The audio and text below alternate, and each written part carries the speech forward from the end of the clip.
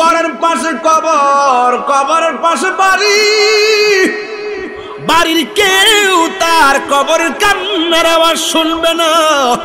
বান্দা বলবে, আল্লাহ বেনামাজি হইয়া কবর আসতে যদি এত শাস্তি হবে গো আল্লাহ, জীবনে কোনদিন নামাজ ছাড়তাম না।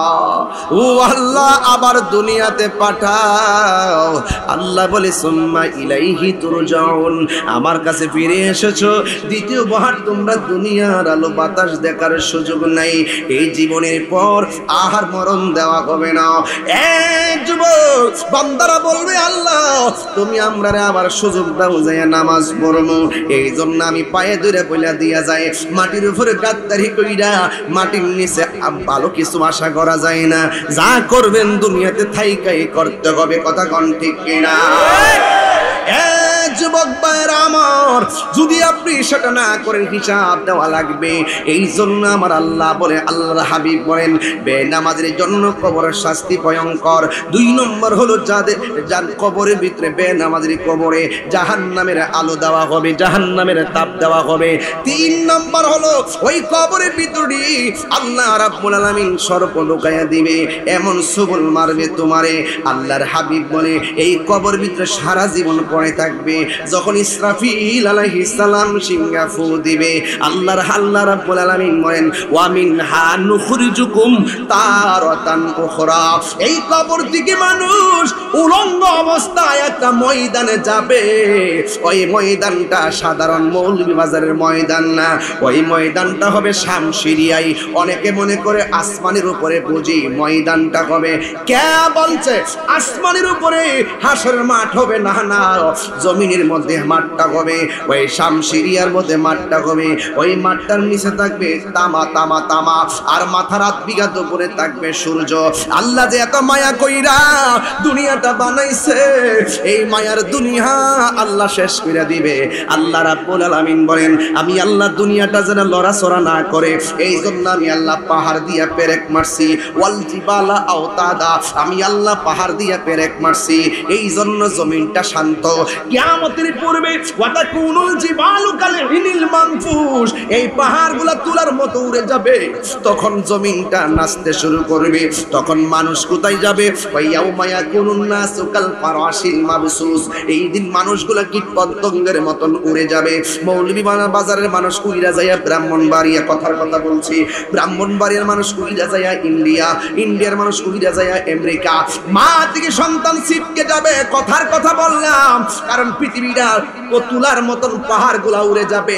অনেকে মনে করেন কেন আল্লাহ পাহাড় বানাইছে? মদিনায় যখন গেছি, মদিনা থেকে বদরের দিকে যাব, ডাইনে দেখি শত শত পাহাড়, বামে দেখি শত শত পাহাড়। মনে মনে ভাবলাম আল্লাহ পাহাড়গুলো কেন বানাইছে? কোরআন খুঁজা দেখলাম এমনি বানাই নাই, এই পাহাড়গুলো দিয়ে জমিনটারে পেরেক মারছে, এই জন্য জমিনটা লড়ে না। কিয়ামতের পূর্ব যখন হবে, আমার নবী বলে, আমার আল্লাহ বলেন, এই পাহাড়গুলো আকাশে উড়ে যাবে। তখন উড়ে যাওয়ার পরে কি হবে? ওই ইজাজুল জিলাতিল আরদু জিলজালাহা, তখন এই জমিনটা কাঁপতে শুরু করবে। ও আখরাজাতিল আরদু আসফালাহা, জমিনের নিচে তেলের খনি, কয়লার খনি, স্বর্ণের খনি সবগুলো বের হয়ে যাবে। এমন একটা তাফালিং শুরু হবে, স্বর্ণের লোভ সেই দিন কেউ করার সুযোগ পাবে না। যে আমার স্বর্ণ আমি বস্তা বইরা রাখি, সবাই বলবে ইয়া নাফসি ইয়া নাফসি, কথা কোন ঠিক কিনা? আল্লাহু আকবার কোন না কেন? আল্লাহু আকবার। যুবক ভাইরা, সব মানুষগুলো আকাশের দিকে উড়ে যাবে। আর এই দিক দিয়ে আল্লাহ বলেন, ইজাজুল জিলাতিল আরদু জিলজালাহা, যখন জমিন তার কম্পনে প্রকম্পিত হবে। শুধু তাই নয়, আমার নবী আপনার নবী বলেন, ওই দিন এমন ভাবে জমিনটা কাঁপবে। ওই কোন মহিলা পেটের মধ্যে 6 মাসের বাচ্চা থাকবে, কোন মহিলার 3 মাসের বাচ্চা থাকবে, কোন মহিলার পেটে 8 মাসের বাচ্চা থাকবে। ওই বাচ্চাগুলো পেট থেকে ডেলিভারি হয়ে যাবে। এমন ভাবে শরীর জমিন জমিনটা কাঁপাকাঁপি করবে, এমন ভাবে জমিনটা নাচানাচি করবে। বন্ধুরে আমার, এ যুব সব মানুষ দেখবে পাহাড় উড়ে যায় আর আসমানটা ভেঙ্গে ভেঙ্গে পড়ে জমিনের সাগরের মধ্যে সুনামি উঠে যাবে। তখন সকল মানুষ বলবে ওয়াকালাল ইনসানু মালাহা, কি হইল কি হইল, আসমানটা কাঁপতেছে কেন, জমিনটা নাচতেছে কেন, এখনো কি বুঝো না কি হয়েছে? আল্লাহ রাব্বুল আলামিন কোরআনে বলেছেন কুল্লু মান আলাইহা ফান, সব কিছু ধ্বংস হয়ে যাবে। ওয়াজহু রাব্বিকা যুল জালালি ওয়াল ইকরাম, যিনি ছিলেন তিনি থাকবেন, তিনি আছেন, জবান খুলে বলুন তিনি কে, আর জবান খুলে কোন তিনি কে, আওয়াজে মানি না জোরে বলেন তিনি কে। ওই আল্লাহ যে দুনিয়াটা শেষ করে দিল, জবানটা খুলে কোন, আসমানটা মায়া কইরা বানাইছে কে? এত মায়ার পৃথিবী ধ্বংস হয়ে গেল, এত মায়ার জমিন উলট পালট হয়ে গেল, এত মায়ার বান্দা সব শেষ হয়ে গেল। একটা একটা ময়দানের মধ্যে তারা একত্রিত হবে।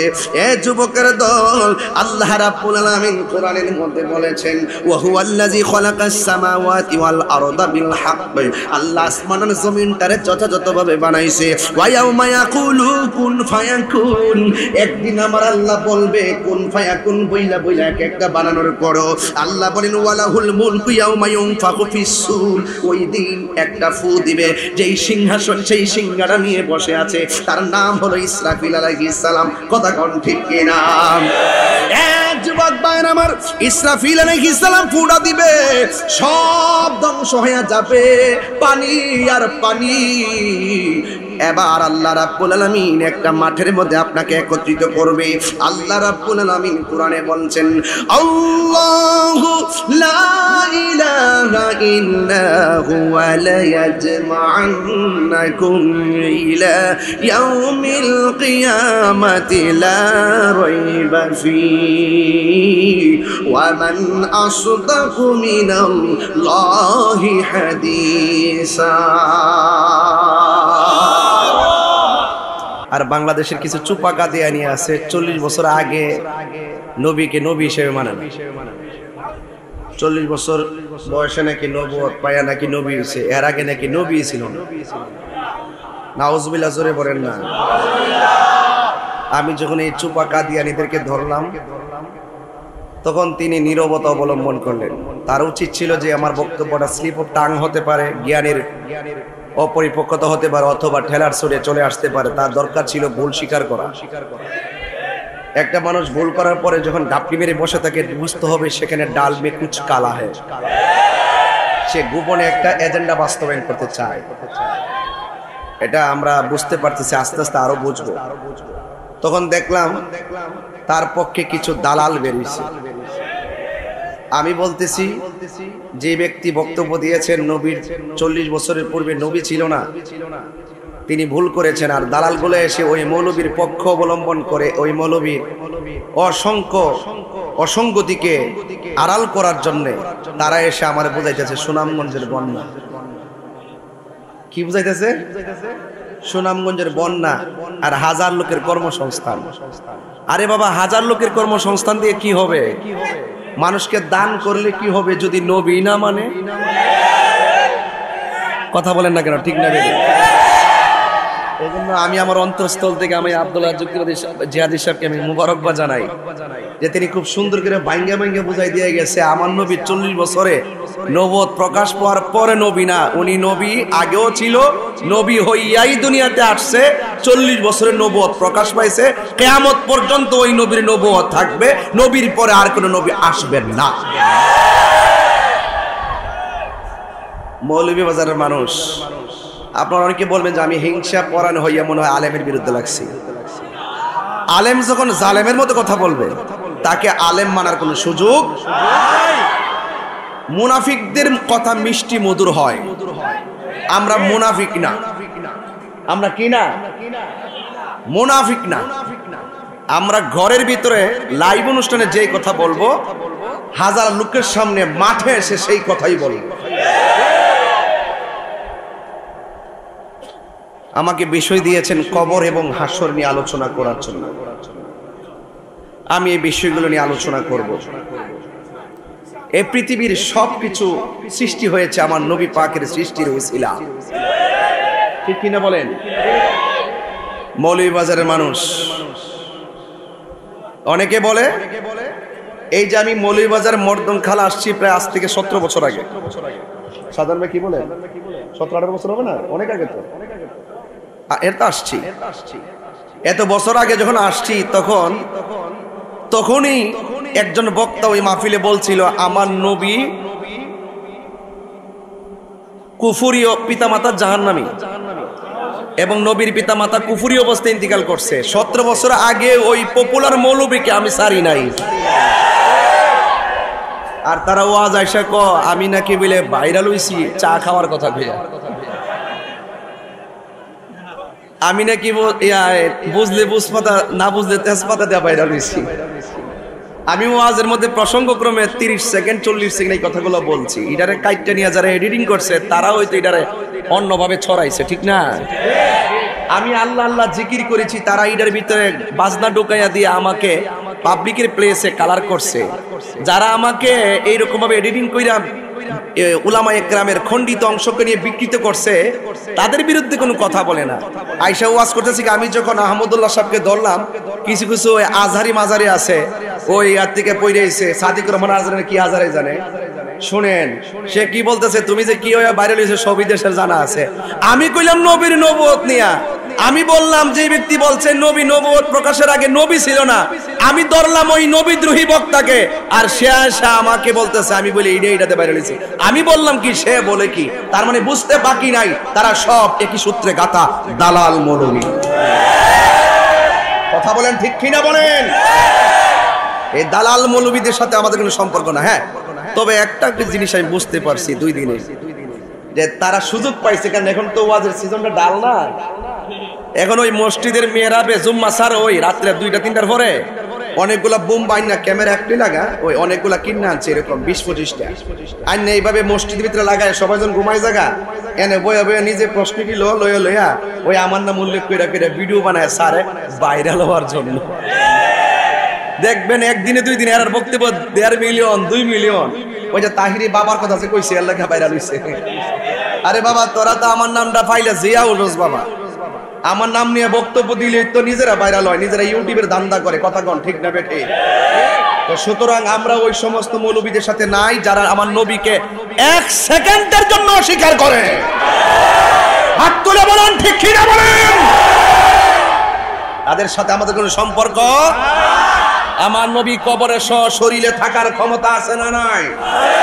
আমার নবী এখনো রওজা মুবারক উম্মতি করে কি করে না? দুনিয়াতে আসার আগেও নবী ছিল কি ছিল না?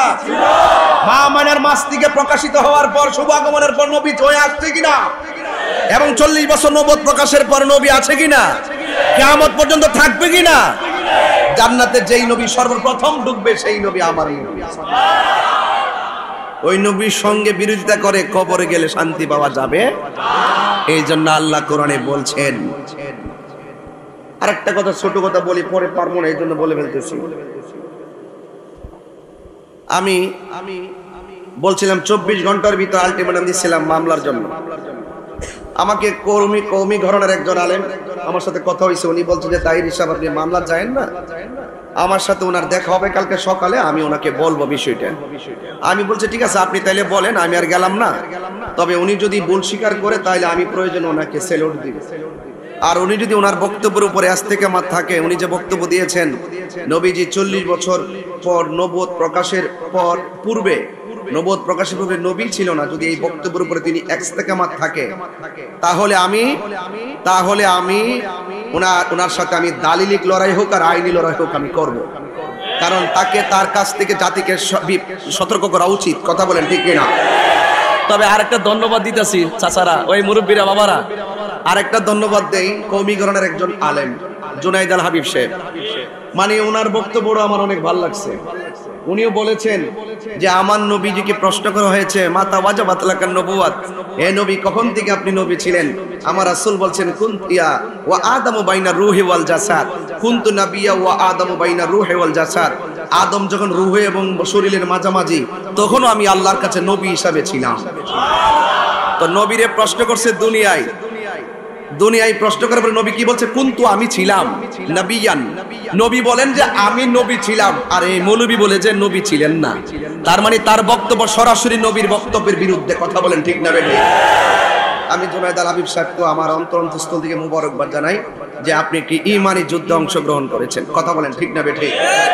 এইভাবে আমাদের উচিত, যোগে যোগে যখনই কোনো নবী বিদ্বেষীরা নবীর বিরুদ্ধে কথা বলবে তাদের বিরুদ্ধে রুখে দাঁড়াতে হবে। আবার কিছু কিছু লোক আছে তারা বলে যে আহমদুল্লাহ সাহেব আমার সাথে কথা বলবে কেন, তিনি তো অনেক যোগ্য। আরে বাবা, যিনি নবীর বিরুদ্ধে কথা বলে তিনি যোগ্য হয়ে কিভাবে আমার বুঝে আসে না। সার্টিফিকেট থাকলে কি বড় হুজুর হয়? নবী থাকতে হয়। কথা কোন ঠিক না বেডি? আরে কোটি সার্টিফিকেট আছে, কিন্তু একটা লোক রিকশা চালাই, সিএনজি চালাই, অটো রিকশা চালাই, কোদাল দিয়ে মাটি কাটে, তার মাঝে যদি রাসূলের প্রেম থাকে, আমি তার পাগুলো আমার জিহ্বা দিয়ে পরিষ্কার করে দিব। কথা বলে যোগ্য যে আজকে আমি লিখছিলাম যারা এসএসসি পরীক্ষায় ফেল করেছো, আমি বলছিলাম তাদেরকে যারা পরীক্ষা আজকে খারাপ হয়েছে, মন খারাপ করো না, ডিপ্রেশনে থেকো না, আত্মঘাতী সিদ্ধান্ত নিও না।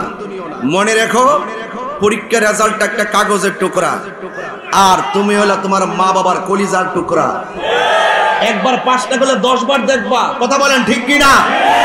হাজার সার্টিফিকেট অর্জন করলে লাভ হবে না যদি নবীর মহব্বত না থাকে। কথা বলেন ঠিক কি না? ওই প্রেম হৃদয়ে ধারণ করে, যে প্রেমের দ্বারা যে সার্টিফিকেট নিয়ে কবরে গেলে কবরে আল্লাহ পাক জান্নাতের গালিচা বিছাইয়া দিবে। এখানে আপনারা মৌলভীবাজারবাসী, আপনারা কি আমাকে ভুল বুঝতেছেন? ফেসবুকে যে ছেলেগুলা দালালি করতেছেন, কারণটা কি? অনেকে যে পক্ষ নিচ্ছে, আপনি ভুলটা তো ভুল বলবেন, এটা তো তাহিরি বিরুদ্ধে ভুল না, এটা ব্যক্তিগত আক্রোশ না, এটা হলো নবী বিদ্বেষীদের বিরুদ্ধে নবীর প্রেমিকের আন্দোলন। কথা বলেন ঠিক কি না? এখানে সবাইকে সজাগ থাকতে হবে। আমি তার বক্তব্যের ভিতরে কাদিয়ানি গ্রান পাইতেছি, তবে টুডে টুমোর এটা প্রমাণ করবো ইনশাল্লাহ। আমি দেখতেছি তার যোগসূত্র কোথায়। এগুলো মুখে মুখে মিষ্টি ভাষা বললে মুনাফিক, এগুলা যাদের অন্তরে বক্রতা থাকে। এই জন্য আল্লাহ কোরআনে বলছেন, আমাকে বিষয় দিয়েছেন তো আমি একটু আমার বিষয়ের দিকে যাই, কারণ আল্লাহ পাক আকাশটা খুব ভালো রাখছে। কথা বলেন ঠিক কি না? এটাও একটা নিয়ামত। আলহামদুলিল্লাহ বলেন।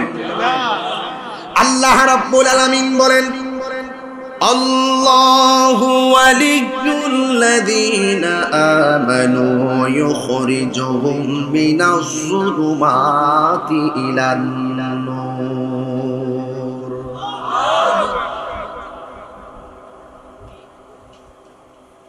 আল্লাহ রাব্বুল আলামিন বলেন, যারা ঈমানদার তাদের অভিভাবক হলো আল্লাহ। সুবহানাল্লাহ। যারা ঈমানদার তাদের অভিভাবককে আল্লাহ, যার অভিভাবক হয়ে যায়, বিপদ আসবে, গালাগালি আসবে, অনেক ধমক শুনবা, ডানে অন্ধকার, বামে অন্ধকার, সামনে অন্ধকার, পিছনে অন্ধকার। আল্লাহ রাব্বুল আলামিন বলেন, আমি আল্লাহ তাদেরকে অন্ধকার দিকে বের করে আমি আল্লাহ আলোর দিকে নিয়ে যাই। আমি আল্লাহ তাদেরকে অন্ধকার থেকে আলোর পথে নিয়ে যাই। এই জন্য যারা ঈমানের পথে থাকবে, দুইটা কন্ডিশন যার মাঝে থাকবে, এই মানুষটার জন্য আল্লাহ নাজাতের গ্যারান্টি দিয়েছেন। আল্লাহ রাব্বুল আলামিন কোরআনের মধ্যে বলে দিয়েছেন, ইল্লাল্লাযীনা আমানু ওয়া আমিলুস সালিহাতি ওয়া তাওয়াসাউ বিল হাক্কি ওয়া তাওয়াসাউ বিস। আল্লাহ রাব্বুল আলামিন মানে দুইটা কোয়ালিটি যার মাঝে থাকবে, এই লোকগুলো জান্নাতি। কোরআন শরীফ পড়লে কি খারাপ লাগে? আমি তেলাওয়াত করব, আপনারা জোরে জোরে আল্লাহকে ডাক দিবেন, দেখবেন এই ডাকের উসিলায় কবরবাসীর আযাব আল্লাহ মাফ করে দিবেন। এখানে আপনি কি মনে করেন এক একটা মাঝে মাঝে বসে আছে ওলি আল্লাহ হয়ে বসে আছে? আপনি ভাবতে পারবেন না যে এখানে বহুত কুতুব হয়ে বসে আছে, কারণ এখানে অনেক যার গুনাহ সবচেয়ে কম, সেই আল্লাহর কাছে অনেক প্রিয়। কথা কোন ঠিক কিনা? এখানে সবার থেকে কম গুনাহগার আছে না নাই? এখানে বসে আছে 40 জন লোক, যেখানে বসে কোরআন সুন্নাহর কথা বলে, আল্লাহ এবং তার নবীর প্রেমের কথা বলে, এই 40 জন লোকের মাঝে একজন আল্লাহর ওলি থাকে। কথা কোন ঠিক কিনা? এখানে হাজার হাজার মানুষ, জায়গা নাই, প্যান্ডেল ভর্তি মানুষ, অনেক লোক দাঁড়িয়ে আছে। এগুলো কেন আসছে? যারা বুঝে না তারা অনেক কথাই বলে। আসলে যারা বলতে চায় উল্টাপাল্টা কথা বলে লাভ নাই। তাহলে যদি নবীর বিরুদ্ধে কথা বলতো তাহলে হাজার হাজার লোক আজকে আসতো না। কথা কোন ঠিক না? এই জন্য আমরা ইমানদার, এতে কোনো সন্দেহ আছে? আল্লাহ রাব্বুল আলামিন বলেন, দুইটা কোয়ালিটি যার মাঝে থাকবে, আল্লাহ রাব্বুল আলামিন তাদেরকে জান্নাতের শুভ সংবাদ দিয়েছেন।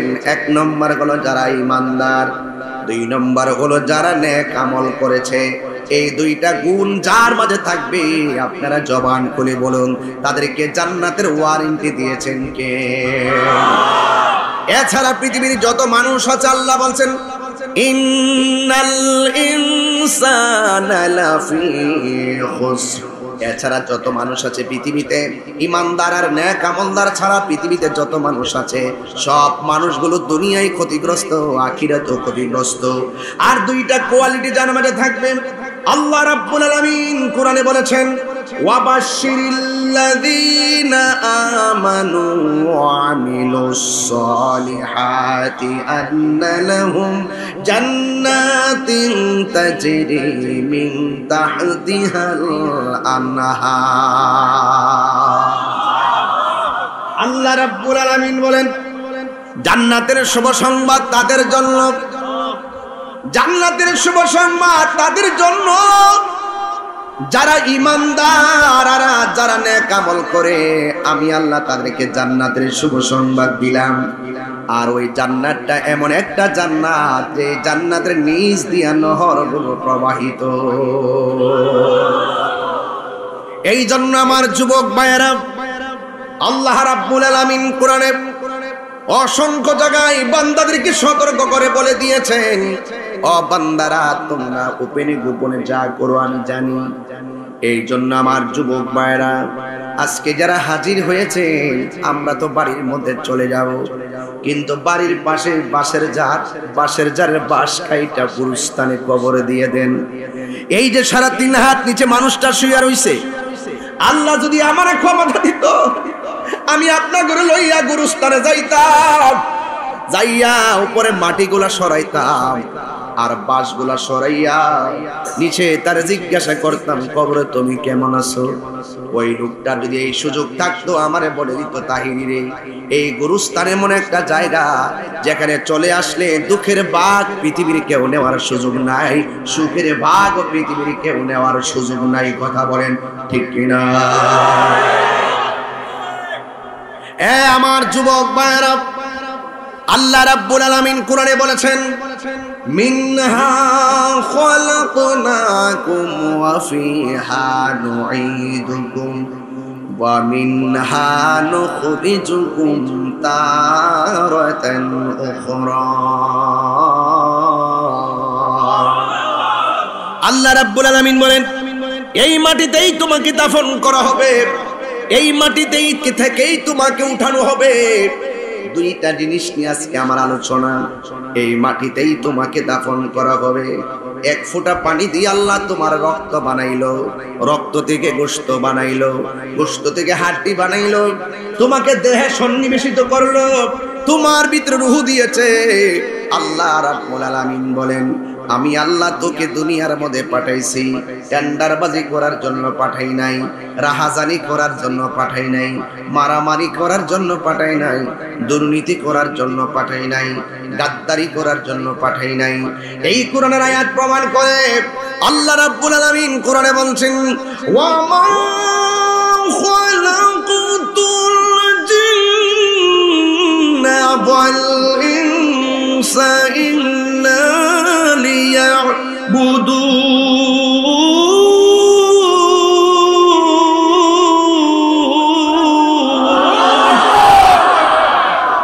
আল্লাহ রাব্বুল আলামিন বলেন, আমি মানুষ এবং জিন জাতিকে সৃষ্টি করেছি একমাত্র আমি আল্লাহর গোলামি করার জন্য।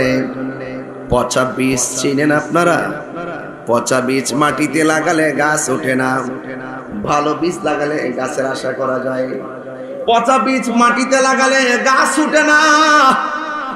ইন্নাকা লা তাজনি মিনাশ শাওকিল ইনাব, আঙ্গুর গাছ থেকে কাঁঠালের আশা করা যায় না, মাটির উপরে থাইকা শুটকাইয়া। যুবক পোলা পান্ডি কো, যুবক ছেলেগুলা কো, হাত নামাও। মাটির উপরে থাইকা শুটকাইয়া, মাটির উপরে থাইকা ঘুষ খাইয়া, মাটির উপরে থাইকা নবীর বিরুদ্ধে কথা বইলা, মাটির উপরে থাইকা বলি আল্লাহর বিরুদ্ধে কথা বইলা, মাটির উপরে থাইকা মা বাবার বুকে লাথি মাইরা, মাটির উপরে থাইকা হারাম খাইয়া, মাটির উপরে থাইকা দুর্নীতি কইরা, চাঁদাবাজি কইরা, সন্ত্রাসী কইরা, জঙ্গিবাদী কইরা, কাগজে কলমে লিখে রাখো ইন্নাকা লা তাজনি মিনাশ শাউকিল মিনার। আঙ্গুরের গাছ থেকে যেমন করে কাঁঠালের আশা করা যায় না, মাটির উপরে থাইকা হারাম খাইয়া কবরের নিচে যাইয়া ওই তোমার পিঠের নিচে জান্নাতের গালিচার আশা করা যায় না। মাটির নিচের আলোচনা হবে পরে, মাটির উপরে আলোচনা হবে আগে। কারণ উপরে ঠিকঠাক থাকলেই কবরে গেলে জান্নাতের গালিচা পাওয়া যায়। আর উপরের 2 নম্বরই কইরা ওই বিছানাতে শুইয়া যায়, যখন জমান বন্ধ হয়ে যায়, যখন মসজিদের হুজুরের না কানের কাছে কয় আমি তওবা করতেছি, যে কাজ হবে না, কাজ হবে না। ফেরাউন না সারা জীবন নাফরমানি করছে, যখন নীলনদী ডিব্বা জায়গা কয় আল্লাহ তুমি আমার রব, জিব্রাইলে ইচ্ছা মতো ফানা দিয়ে ডুবাইছে। কথা কোন ঠিক না বেঠে? সময় মতো শরীরে শক্তি থাকতে তওবা করো, সময়ে পাটাও সচল থাকতে আল্লাহর ঘর মসজিদে যান, মাথা ঠিক থাকতে ইসলাম আমার রাসূল এবং আল্লাহকে এই ব্রেইনের মধ্যে ধারণ করেন, আর হাতের মধ্যে শক্তি থাকতে সভ্যতার কাগজ আর সভ্যতার কালি দিয়ে সভ্য ইতিহাস রচনা করে পৃথিবীর মানুষের হৃদয়ে নবীর প্রেম ফেলে দিয়ে যাও। আপনি চলে যাওয়ার পর আপনার জন্য মানুষ দোয়া করবে। আর অন্তর যদি পেশ থাকে, সবাই যেখানে আমার আই লাভ ইউ বলতেছেন, বিষয় কিন্তু এরকম না। কিছু লোক আইসা তামসা দেখতো, আমি সব জানি, সব বুঝি, কিন্তু আমি বিশ্বাস করি আমি যদি হক কথা বলি আমার কথাটা উল্টাইবার ক্ষমতা এই দেশে লাট বাহাদুরেরও নাই। তাহিরি যখন ধরবে চিন্তা ভাবনা করে কাউরে ধরে, খুব জায়গা মতো ধরে, ইমানে আলোচনায় কাউকে ছাড় নাই। কথা কোন ঠিক কিনা? বেঈমানি করলে অ্যাকশন টু অ্যাকশন হবে। কথা বলেন ঠিক কিনা?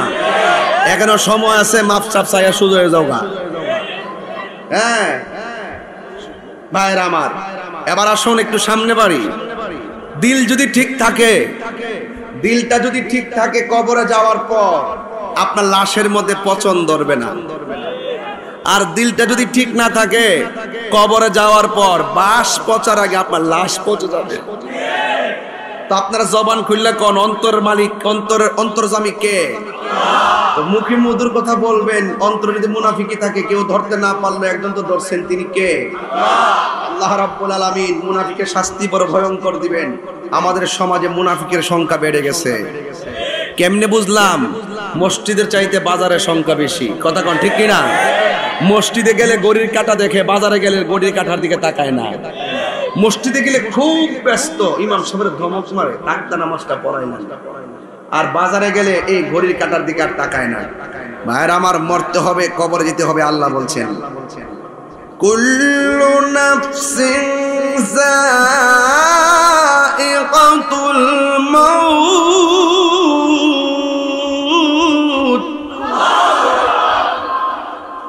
সব প্রাণীকে মৃত্যুর স্বাদ গ্রহণ করতে হবে।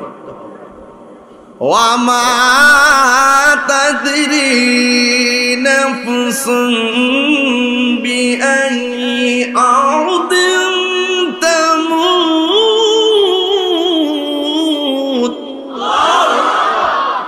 তুমি তো জানো না কোন জায়গায় তোমার কাছে আজরাইল আসবে।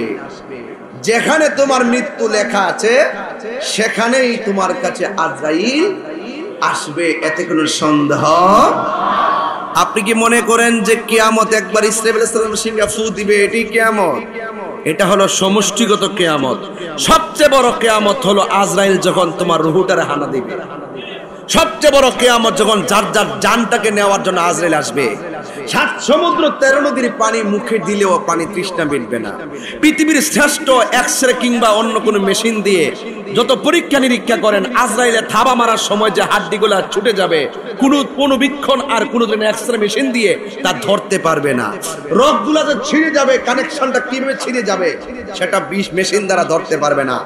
ডিসকানেক্ট হয়ে রক্তগুলা পানি হয়ে যাবে। এই সময় মৃত্যুর সময়, কথা বলেন ঠিক কিনা?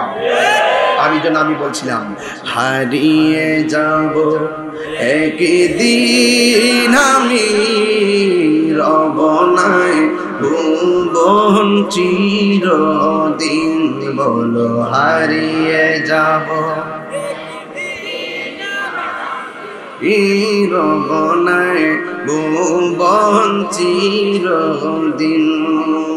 ক্ষমা করে দিও তোমরা আমায়, বলো মায় ভুল করে থাকি যদি কোনো দিন, হারিয়ে যাব এই রব নাই ভুবন চিরদিন।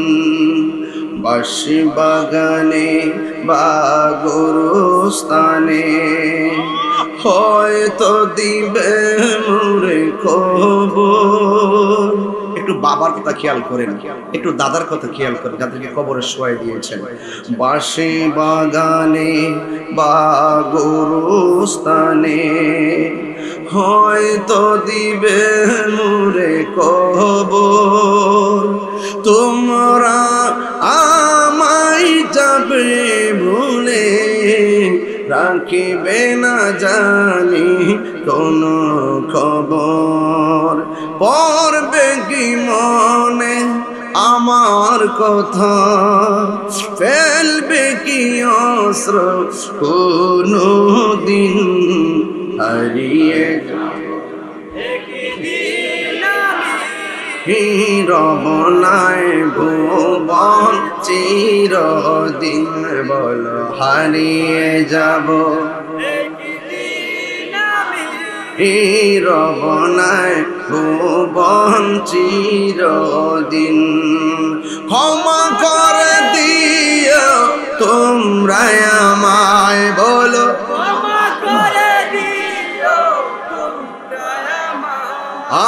ভুল করে থাকি যদি কোনো দিন, হারিয়ে যাব রব নাই ভুবন চিরদিন। একটা জবান বন্ধ রাখবেন না, গজল গাইছি বলে মনে কষ্ট নিবেন না। যদিও আমি সঙ্গীত গেয়েছি, এই সঙ্গীতে অনেক বাস্তব কথা তুলে ধরেছি। ও বন্ধুরি কি দিয়ে বোঝাবো, এত সুন্দর করে আল্লাহ জমিনটা বানাইছে আপনার জন্য, চলার জন্য। এত সুন্দর করে আসমানটা বানাইছে আপনাকে উপভোগ করার জন্য। ওই আসমানে একটা সূর্য, ওই সূর্য তোমার আলো দেয়। এই আলোটা গায়ের মধ্যে লাগার পর তোমার ভিটামিন ডি সংগ্রহ হয়। এ যুবকের দল, এত সুন্দর ওই সূর্যের আলো, ওই সূর্যের তাপে জমিনের ফসল ভালো হয়। এত সুন্দর আলো, যে আলোর মাধ্যমে আমাদের অনেক জৈবিক চাহিদা পূরণ হয়। এ বন্ধুরি রাতের বেলা এত সুন্দর চাঁদ আমাদেরকে কিরণ দেয়। এই চাঁদের ভিতরে ও যুবক কত সুন্দর আলো, এরপর কি সুন্দর যার বাতিগুলো দিয়ে আসমানটারে সুন্দর করেছেন। এ যুবক এই আসমানটা সাদা, সাদা আসমানের পরের আসমানটা লোহা দিয়া বানাইছে, এরপরের আসমানটা আল্লাহ তামা দিয়া বানাইছে, এরপরে আসমানটা আল্লাহ ইয়াকুত পাথর দিয়ে বানাইছে, এরপরে আসমানটা আমার আল্লাহ স্বর্ণ দিয়ে বানাইছে। একটা আসমান থেকে আরেকটা আসমানের দূরত্ব হলো 500 বছরের রাস্তা। আল্লাহ রাব্বুল আলামিন কোরআনের মধ্যে বলে দিয়েছেন, আল্লাযী খালাকা সাবআ সামাওয়াতিন তিবাকা। আল্লাহ রাব্বুল আলামিন বলেন, আমি আল্লাহ রাব্বুল আলামিন হলাম তিনি যিনি আসমানটার স্তরে স্তরে বানাইছি। তার মানে বোঝা গেল আসমানটা একটার সাথে আরেকটা লাগানো না, একটা আসমান থেকে আরেকটা আসমানের যাইতে 500 বছরের রাস্তা। এত ভারী আসমানটা আল্লাহ বানাইছে। এই আসমানটা এখানের ভিতরে আবার কি আছে? 7টা আসমানে ফাঁকে ফাঁকে উপর আসমানে দেখতেছি সূর্য আছে, অথচ সূর্যটা কিন্তু প্রথম আকাশে না। এই সূর্য কিন্তু চতুর্থ আকাশ থেকে আলো দেয়। যুবকের দল, আমার চোখের সামনে সূর্য দেখা যায় আর চোখের সামনে চাঁদ দেখা যায়। এই চাঁদের আড়ালেও আরো অনেক নক্ষত্র আছে। 1 নম্বর যদি দড়ি, সূর্য আছে। 2 নম্বর যদি দড়ি, চাঁদ আছে। 3 নম্বরে যদি দড়ি, তারকা আছে। 4 নম্বরে দড়ি ধূমকেতু আছে। 5 নম্বরে ছায়াপথ আছে। 6 নম্বরে উল্কাপিণ্ড আছে। 7 নম্বরে নিহারিকা আছে। 8 নম্বরে প্লুটো আছে। 9 নম্বরে ছায়াপথ আছে। এই রকম ভাবে অনেকগুলো নক্ষত্র, গ্রহরাজি, গ্যালাক্সি দিয়া আল্লাহ আসমানটারে বানাইছে। এই আসমানটা আমার আল্লাহ এত ভারী কইরা বানাইছে। এখন মনে করতেছেন আমি আপনাকে ওয়াজ শোনাইতেছি। না না, এটা ওয়াজ না, এটা আসলে ঘটনা না, এটা হলো চেতনার কথা। ঘটনা আর চেতনা এক জিনিস না। কিছু আছে মনে না রাখলে অসুবিধা নাই, কিছু আছে সময়ে সময় নাই, সব সময় মাথায় ঢুকাইয়া রাখতে হয়। আল্লাহ রাব্বুল আলামিন বলেছেন, ওয়া ইয়াতাফাক্কারুনা ফি খালকিস সামাওয়াতি ওয়াল আরদি, আসমান এবং জমিনের মধ্যে যা কিছু আছে সব কিছু নিয়ে তুমি গবেষণা করো। ওয়া হুয়াল্লাযী খালাকাস সামাওয়াতি ওয়াল আরদ, আল্লাহ রাব্বুল আলামিন আসমান এবং জমিনের রব। এই আসমান এবং জমিনটারে তিনি বানাইছে। এ বন্ধু, এত সুন্দর আসমানটারে বানাইলো, এত সুন্দর আসমানটারে যে বানাইছে, এত ভারী একটা আসমান, কিন্তু এই আসমানের মাঝে একবার তাকায়া দেখেন, এই মৌলভী বাজারে এত সুন্দর করে একমাত্র এই যে সুন্দর করে পর্দাটা টানাইলেন, এই পাতলা একটা পর্দা টানাইতে কতগুলা বাঁশের ব্যবহার করলেন। কিন্তু আল্লাহ রাব্বুল আলামিন এত বড় আসমান, এত স্তরে স্তরে 7টা আসমান বানাইলো, লোহা দিয়া, স্বর্ণ দিয়া, তামা দিয়া, ইয়াকুত পাথর দিয়া। এত ভারী আসমান, তাকায়া দেখেন আমার আল্লাহ একটা খুঁটিরও ব্যবহার করে নাই।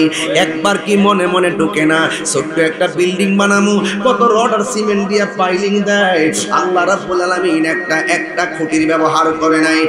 যুবকের দল, উপরে যত নিয়ামত আছে মাটির নিচে তার চাইতে 1000 গুণ বেশি নিয়ামত ঢুকায়া রাখছে। সুবহানাল্লাহ না কেন? যুবকের দল, কি দিয়ে আওয়াজ আপনাদের বোঝামু? আল্লাহ রাব্বুল আলামিন এত সুন্দর আসমান বানাইলো। আসলে ব্যাপার ওয়াজ কিন্তু আমার সেখানে না। এত মায়ার আসমানটা বানাইছে, এত মায়ার জমিনটা বানাইছে কেন?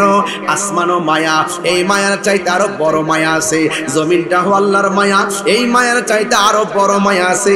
এখন বলেন হুজুর কি মায়া? ভাই, আসমানের জমিনের মাঝখানে যারা বসবাস করে, ও হুজুর এরা কারা?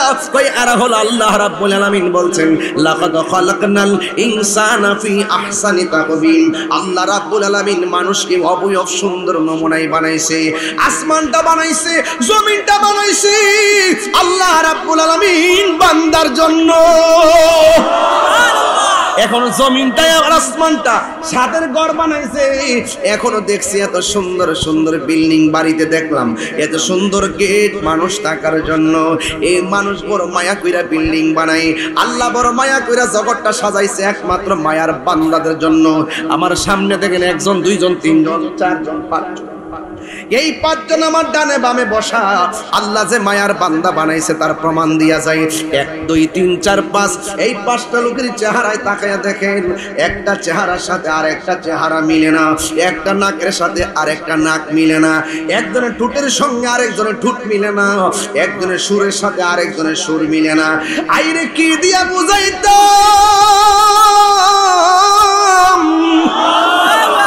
আরে বাবা, হাসির কুরাক দিচ্ছি না, আমি কি দিয়া বুঝাইতাম?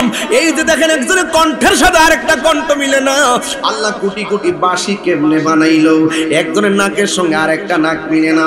আল্লাহ রাব্বুল আলামিন বলেন, খলাকতু বিয়াদাইয়া, আমি আল্লাহ আমার কুদরতি নিজের হাত দিয়া বান্দার চেহারাটাকে বানাইছি। এই মায়ার বান্দা বানাইয়া আল্লাহ কি একটা এলান করে দিছে। আল্লাহ রাব্বুল আলামিন বলেন, কাইফা তাকফুরুনা বিল্লাহি ওয়া কুনতুম আমওয়াতান ফাআহইয়াকুম সুম্মা ইউমীতুকুম সুম্মা ইউহয়ীকুম সুম্মা ইলাইহি তুরজাউন। আল্লাহ এত সুন্দর করে মায়া মায়ার বান্দা বানাইয়া আল্লাহ কয় বান্দা তুমি কিভাবে আমি রবকে অস্বীকার করবে? তোমার তো আমি আল্লাহ বানাইছি, তুমি আমার কিভাবে অস্বীকার করবে?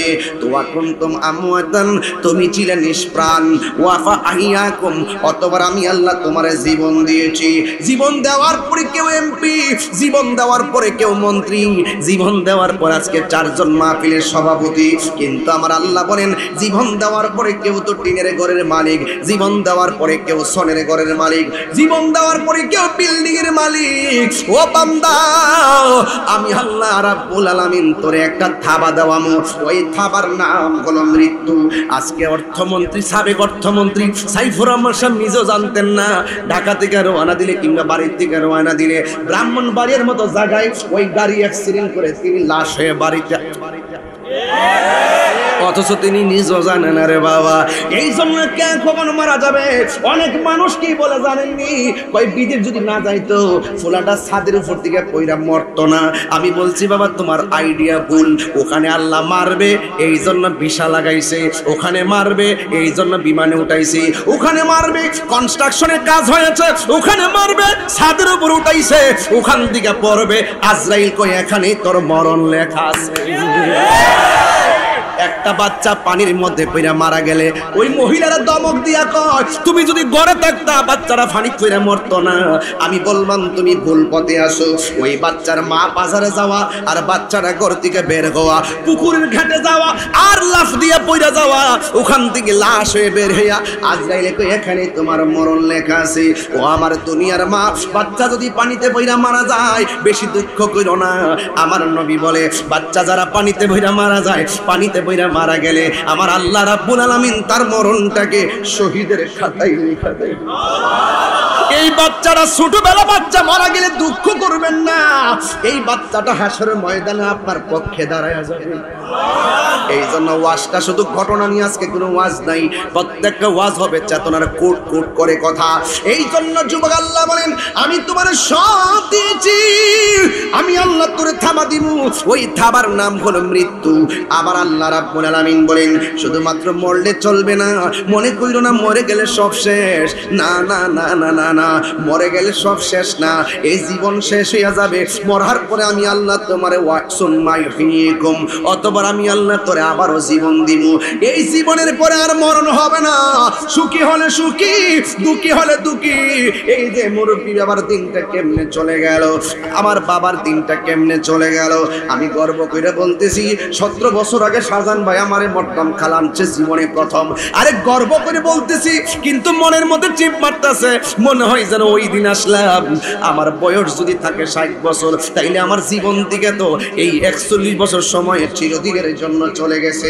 এই মুহূর্তে যেইভাবে টান দেই আর 10টা বছর পরে ভাই বাচ্চা থাকলে হাজার চেষ্টা করলেও আমি পারবো না, কারণ ফুলের সৌরভ মানুষের গৌরব চিরদিন থাকে না। এই জন্য যদি আল্লাহ শরীরটা সুস্থ রাখে, সেজদা দিয়ে আল্লাহর কদমে পড়ে যান। আল্লাহ যদি আপনার ধন সম্পদ দেয়, সেজদা দিয়ে আল্লাহর কদমে পড়ে যান। আল্লাহ যদি আপনার সন্তান দেয়, সেজদা দিয়ে আল্লাহর কদমে পড়ে যান। আল্লাহ রাব্বুল আলামিনের কদমে যখন পড়ে যাবে, সৃষ্টি তোমার জীবনের শুরু নিয়ে টেনশন নাই, মাঝখান দিয়েও টেনশন নাই, কবর গেলেও টেনশন নাই। আমার নবী আপনার নবী বলেন ওই কবরে যাওয়ার পর মানুষ যখন কবরে যায় আর মানুষ যখন আল্লাহর প্রেমে দিবানা পেয়ে যায়, রাসূলুল্লাহর আদর্শ যদি তার জীবনে বাস্তবায়ন করে, আমার আল্লাহ রাব্বুল আলামিন কবরে যাওয়ার পর তার বডির নিচে জান্নাতের বিছানা বিছায়া দে। আরো বড় করে বলুন না সুবহানাল্লাহ।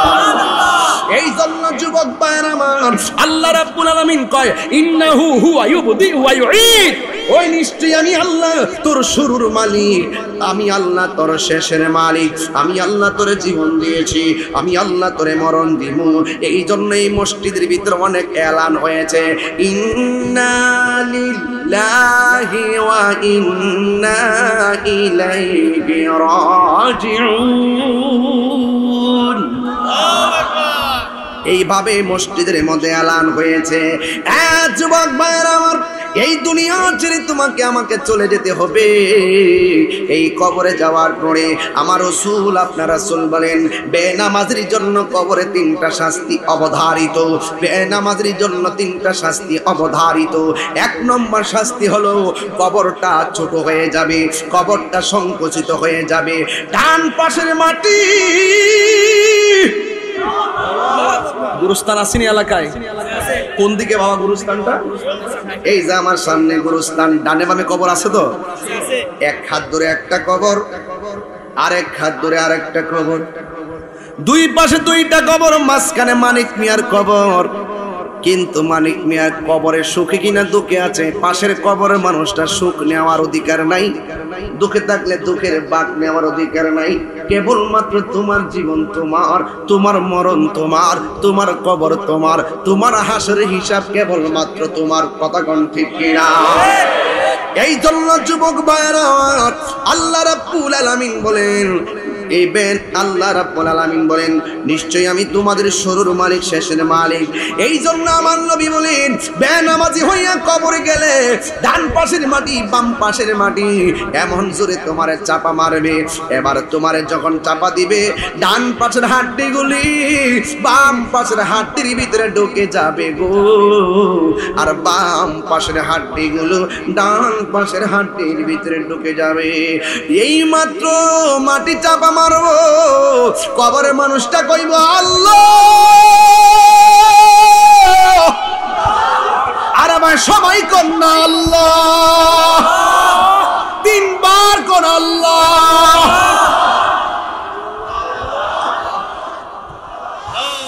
এমন ভাবে কাঁদবি, কিন্তু ঘরের পাশে কবর, কবরের পাশে বাড়ি, বাড়ির কেউ তার কবরের কান্নার আওয়াজ শুনবে না। বান্দা বলবে আল্লাহ, বেনামাজি হইয়া কবর আসতে যদি এত শাস্তি হবে গো আল্লাহ, জীবনে কোনদিন নামাজ ছাড়তাম না। ও আল্লাহ, আবার দুনিয়াতে পাঠাও। আল্লাহ বলে সুম্মা ইলাইহি তুরজাউন, আমার কাছে ফিরে এসেছো, দ্বিতীয় বার তোমরা দুনিয়ার আলো বাতাস দেখার সুযোগ নাই। এই জীবনের পর আহার মরণ দেওয়া হবে না। এই যুবক বান্দারা বলবে আল্লাহ, তুমি আমরারে আবার সুযোগ দাও যায় নামাজ পড়বো। এই জন্য আমি পায়ে ধরে বইলা দিয়া যায়, মাটির উপরে গাদ্দারি কইরা মাটির নিচে ভালো কিছু আশা করা যায় না। যা করবেন দুনিয়াতে থাইকাই করতে হবে। কথা কোন ঠিক কিনা? যুবক ভাইরা আমার, যদি আপনি সেটা না করেন হিসাব দেওয়া লাগবে। এই জন্য আমার আল্লাহ বলে, আল্লাহর হাবিব বলেন, বেনামাজির জন্য কবরের শাস্তি ভয়ঙ্কর। 2 নম্বর হলো যার কবরের ভিতরে, বেনামাজির কবরে জাহান্নামের আলো দেওয়া হবে, জাহান্নামের তাপ দেওয়া হবে। 3 নম্বর হলো ওই কবরের ভিতরে আল্লাহ রাব্বুল আলামিন সর্প ঢুকাইয়া দিবে, এমন সবল মারবে তোমারে। আল্লাহর হাবিব বলে, এই কবর ভিতরে সারা জীবন পড়ে থাকবে। যখন ইসরাফিল আলাইহিস সালাম সিংহা ফু দিবে, আল্লাহ রাব্বুল আলামিন বলেন, ওয়া মিনহা নুখরিজুকুম তারাতান উখরা। এই কবর থেকে মানুষ উলঙ্গ অবস্থায় একটা ময়দানে যাবে। ওই ময়দানটা সাধারণ মৌলভীবাজারের ময়দান না, ওই ময়দানটা হবে শামশিরিয়ায়। অনেকে মনে করে আসমানের উপরে বুঝি ময়দানটা হবে। কে বলছে আসমানের উপরে হাসরের মাঠ হবে? না না, জমিনের মধ্যে মাঠটা হবে, ওই শামশিরিয়ার মধ্যে মাঠটা হবে।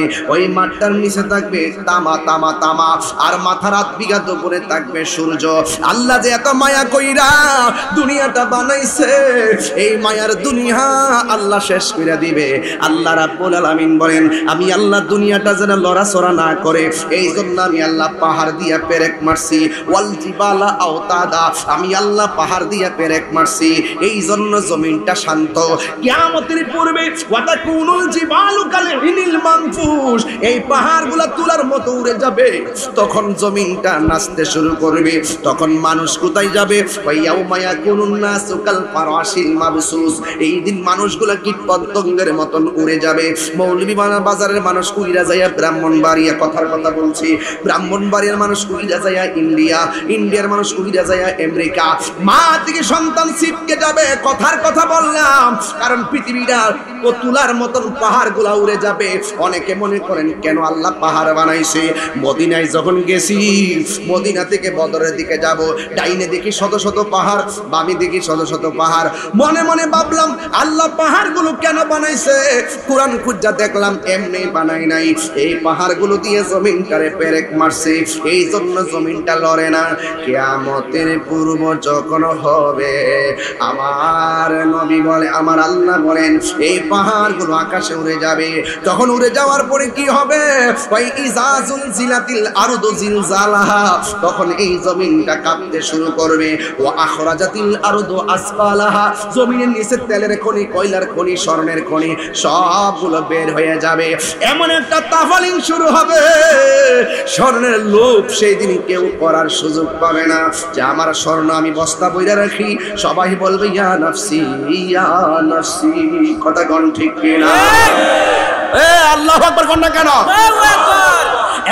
যুবক ভাইরা, সব মানুষগুলো আকাশের দিকে উড়ে যাবে, আর এই দিক দিয়ে আল্লাহ বলেন ইজাজুল জিলাতিল আরদু জিলজালাহা, যখন জমিন তার কম্পনে প্রকম্পিত হবে। শুধু তাই নয়, আমার নবী আপনার নবী বলেন ওই দিন এমন ভাবে জমিনটা কাঁপবে, ওই কোন মহিলা পেটের মধ্যে 6 মাসের বাচ্চা থাকবে, কোন মহিলার 3 মাসের বাচ্চা থাকবে, কোন মহিলার পেটে 8 মাসের বাচ্চা থাকবে। ওই বাচ্চাগুলো পেট থেকে ডেলিভারি হয়ে যাবে। এমন ভাবে সূর্য জমিনটা কাঁপাকাঁপি করবে, এমন ভাবে জমিনটা নাচানাচি করবে। বন্ধুরে আমার, এ যুব, সব মানুষ দেখবে পাহাড় উড়ে যায়, আর আসমানটা ভেঙ্গে ভেঙ্গে পড়ে জমিনের সাগরের মধ্যে সুনামি উঠে যাবে। তখন সকল মানুষ বলবে ওয়াকালাল ইনসানু মালাহা, কি হইল কি হইল? আসমানটা কাঁপতেছে কেন? জমিনটা নাচতেছে কেন?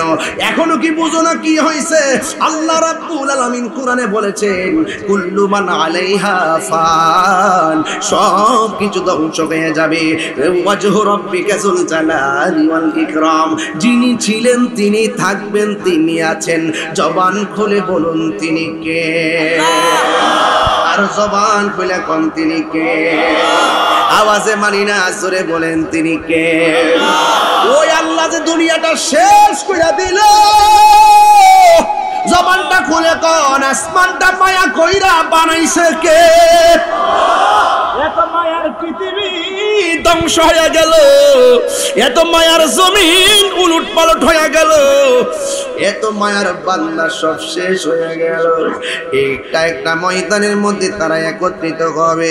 এ যুবকের দল, আল্লাহ রাব্বুল আলামিন কোরআনের মধ্যে বলেছেন ওয়া হুয়াল্লাযী খালাকাস সামাওয়াতি ওয়াল আরদা বিল হক, আল্লাহ আসমান আর জমিনটারে যথাযথভাবে বানাইছে। ওয়া ইয়াউমা ইয়াকুলু কুন ফায়াকুন, একদিন আমার আল্লাহ বলবে কুন ফায়াকুন, বইলা বইলা একটা বানানোর পরও আল্লাহ বলেন ওয়ালাহুল মুলকু ইয়াউমা ইউনফাকু ফিস-সূর, ওই দিন একটা ফু দিবে, যেই সিংহাসন সেই সিংহাটা নিয়ে বসে আছে তার নাম হলো ইসরাফিল আলাইহিস সালাম। কথা কোন ঠিক কিনা? যুবক ভাইরা আমার, ইসরাফিল আলাইহিস সালাম ফুটা দিবে, সব ধ্বংস হয়ে যাবে, পানি আর পানি। এবার আল্লাহ রাব্বুল আলামিন একটা মাঠের মধ্যে আপনাকে একত্রিত করবে। আল্লাহ রাব্বুল আলামিন কোরআনে বলছেন আল্লাহু লা ইলাহা ইল্লা হুয়া লা ইয়াজমা'আন্নাকুম ইলা ইয়াউমিল কিয়ামাতি লা রাইবা ফীহি ওয়া মান আসদাকু মিনাল্লাহি হাদিসা।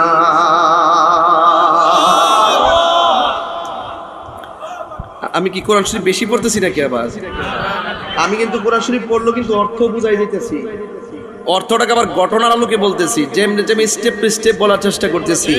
আপনারা যদি মনে করেন যে আরে ভালো লাগতেছে না রে বাড়ির জায়গা, তাহলে আপনি যাইতে পারেন, কারণ কোরআন হাদিসের আলোচনা থেকে উঠে যাওয়াটা একটা বোকামি। কথা বলেন ঠিক না বেটি? আমি যে তেলাওয়াতগুলো করছি, আপনি কি মনে করতেছেন যে আমি এইগুলো বানাই বানাই পড়তেছি? হ্যাঁ, একদম টু দা পয়েন্টে বলতেছি। শুনেন, যেই কোনো মুহূর্তে গত সপ্তাহে দেখলাম আমাদের ব্রাহ্মণবাড়িয়া ফাটাপুকুর পার একটা ছেলে বাস এবং সিএনজি চিপাই পরে হঠাৎ করে মারা গেছে। সরকারি কলেজের ছাত্রটা মারা গেছে। সে কি জানতো যে মোটরসাইকেল দিয়ে গেলে মারা যাইবো? এটা জানতো? গত পরশুদিন একটা আমাদের বিরামপুর একটা ছেলে, এত অ্যামাজিং ফিগার, এমন সুন্দর ছেলেটা, স্টুডেন্ট, সেও দেখলাম মোটরসাইকেল অ্যাক্সিডেন্টে মারা গেছে। পৃথিবীতে নিঃশ্বাসের কোনো বিশ্বাস, যে কোনো মুহূর্তে আমার কাছে আজরাইল আসতে, সে যে নামে আজিরাই বলবো, আপনারা এলোমেলো রাখতেছে আমার কাছে, একটু মনোযোগ দেন তো বাবা। সে যে নামে আজরাইল সঠিক সময় তোমার ঘরে হইব দাখিল। সে যে নামে আজরাইল সঠিক সময় মোস্তফাপুর তোমার ঘরে হইব দাখিল। কত কাকুতি মিনতি করবা তুমি, রেহাই পাবে না। আজরাইলা শিলে কারো কফিয়ত চলবে না। মরণেরই কথা মানুষ স্মরণ করো না।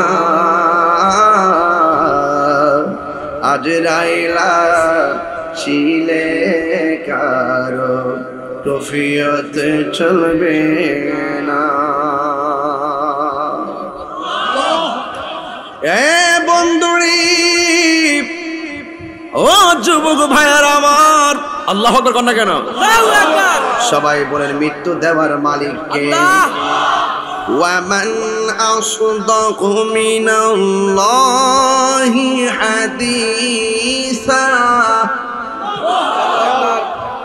বাজান, আমি কিন্তু কোরআনে হাফেজ না, আমি জীবনে কারো কাছে কারিয়ানো পড়ি নাই।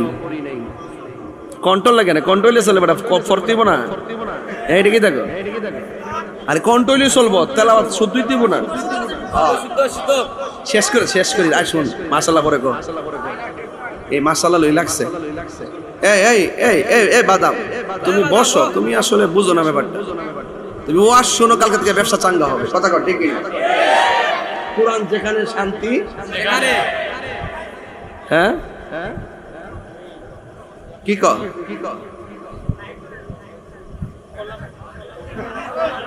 কি বলছো তুমি? বলো, আবার বলো। ফোন আইছে কি? আস্তে আস্তে শোনো, যাই বলছো বলছো, কিন্তু এবার দম দো, এবার বন্ধ করো।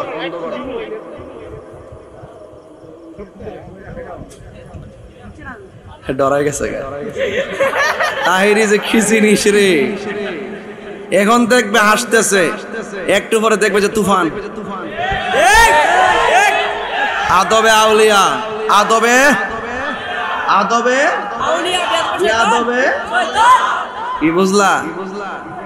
আদব আছে তোমার, দুলাগুলো আমি জিব্বাটা পরিষ্কার করে দেব, কিন্তু বেয়াদবি করবা তাইলে খবর আছে কিন্তু, ঠিক আছে? আমি বলছিলাম আমি কিন্তু কোরআনে হাফেজ, আমি আমার আম্মার কাছে পড়ছি।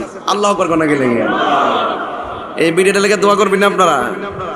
আমার আম্মার কাছে পড়ছি, মারহাবা কোন। এই জন্য অনেক ভুল হয়ে যায় আমার, আপনারা যারা আছেন সংশোধন করে দিবেন। ওই দিন এক মাহফিলে আমি গেছি, মেরাজের ওয়াজ করতেছি, মনে হয় বিশ্বনাথের দিকে। পরে আমি হাদিসটা পড়তেছি, দেখছেন অনেক সময় যে আয়াতের মধ্যে তো মুসাফ আয়াত আছে, একই আয়াতের মধ্যে আরেকটা আয়াত পড়তে গেলে বাইজা জায়গা 2-3 বার রিপিট হয় না? আমিও একটা হাদিস পড়তাম যাইয়া, আমার 2-3 বার রিপিট হয়েছে। এটারে তারা এডিটিং করছে, আপনারা সিলেটের একটা পোলা, এই ছেলেটা মনে হয়, নাম তো কয়ে লাভ নাই, সুফিয়ান নামে, হ্যাঁ, এমন আগে মুস্কি আসলে কিতা চালাইতো। এই ছেলেটা মারাত্মক বেয়াদব, মারাত্মক বেয়াদব, এটা সিলেটের কলঙ্ক। কথা বোঝেন, ঠিক আছে? এরা আপনারা সিলেটবাসীরা থামান, এ আলেম ওলামারা যেমনি মন তেমনি কথা কোন, ঠিক না বেটি? এটা একটা আস্তা মারা বেয়াদব। এক নম্বর বিয়াদব ছেলে এটা। এটা ইউটিউবে ইনকামের দান্দা, মনে বিদেশ গেছে, মনে হয় কোনো বাসায় থাকে আর কি, মনে কাজ টাজ পাইছে না, এর মাথা পুরা নষ্ট। ঠিক আছে, মনে কোনো বাসায় থাকতেছে আর কি, বন্ধু বান্ধব খাইতেছে, মনে কাজ টাজ পাইছে না, তো এজন্য ঘুরতেছে। এই ছেলেটা সুফিয়ান করে নাও, আপনি চিনচিনি তারে? চিনচিন না? কোন জায়গা বাড়ি? হ্যাঁ হ্যাঁ, ভাগনি এখন প্যান্ট শার্ট পরে না, আগে ভাগি টেগরি বর্তমান দেবে এখন এটা বেয়াদব ছেলে। ঠিক আছে, তো এই ছেলেটাকে থামাইতে হবে। এই ছেলেটা মারাত্মক বিয়াদব, কথা কোন ঠিক কিনা? এগুলা দালাল, এগুলা কি দালাল। এই দালালদের জন্য কিন্তু ঘরের বদনাম, বাইরের বদনাম। এরপর আমরা সিলেট হইলে আধ্যাত্মিক রাজধানী, কথা কোন ঠিক না বেঠে? কিছু তো থাকবোই, কিছু তো আজ থাকবে, ঠিক না? এগুলো তো বাবা শাহজালাল আল্লাহ আকবার দনি দিয়ে সাইজ করছে, আমরা এদেরকে আল্লাহ আকবার দনি দিয়ে সাইজ করুন, কথা কোন ঠিক না বেঠে? মায়ের আমার, হ্যাঁ হিসাব দিছে, ইনকামের হিসাব দিছে, তাই রোজা এত কোটি টাকার মালিক। আমিও ওয়াজ করি, হ্যাঁ হিসাব দে, মাশাআল্লাহ ভালো একটা চাকরি, তুই বিদেশ করলে গেছিস আয়ার মাঠে আর হিসাব রাখ, ঠিক না? ঠিক না বেটে? আন্তাজ হিসাব দিতেছে, ইচ্ছা মতো হিসাব দিতেছে, আমি এত কোটি টাকার মালিক, এত কোটি টাকার মালিক। তোর জলে গিলে গা, জ্বলার কারণ কি? আর আইডিয়া করে ধারণা করে বলো তো অপরাধ, কথা কোন ঠিক না বেটে? এগুলো করবেন না, খুব সাবধান। তা আমি বলছিলাম কি, সবাই আওয়াজ করে কেন আল্লাহু আকবার। ওয়ামান আসদাকু মিনাল্লাহি হাদিসা,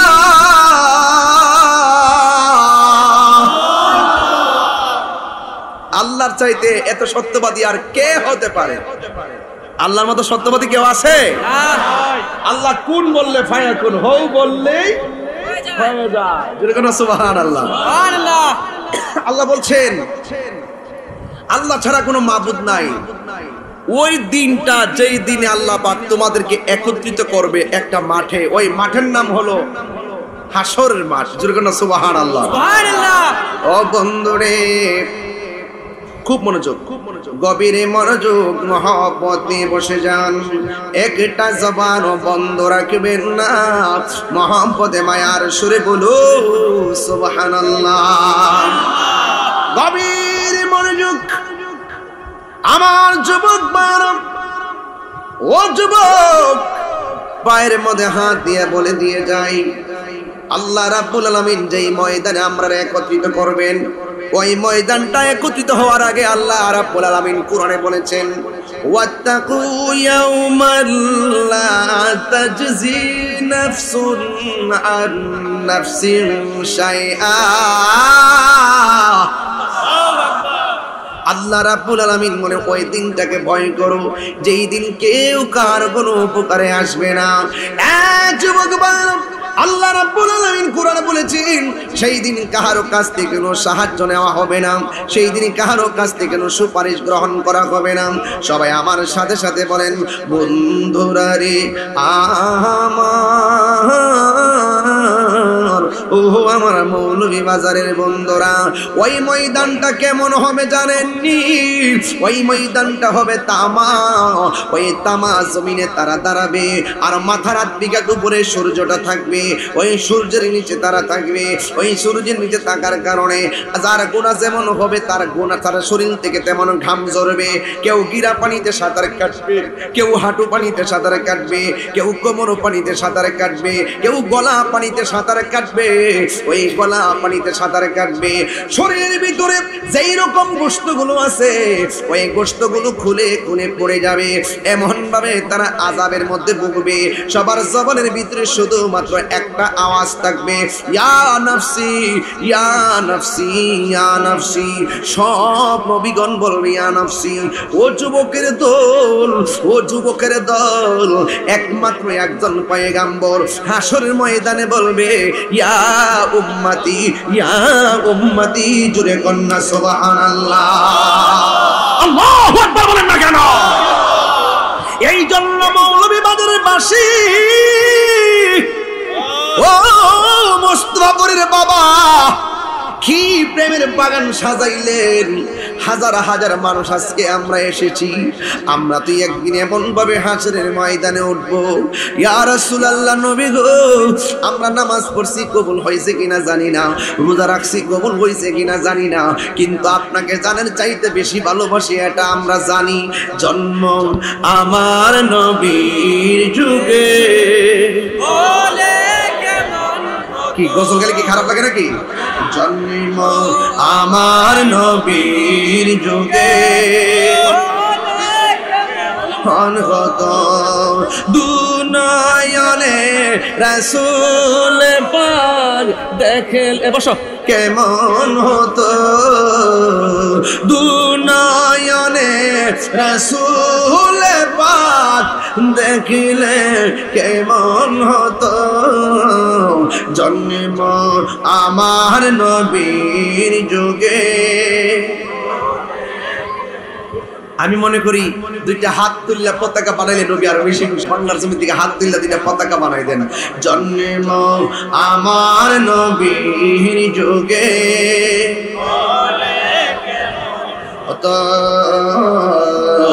জন্ম আমার নবীর যুগে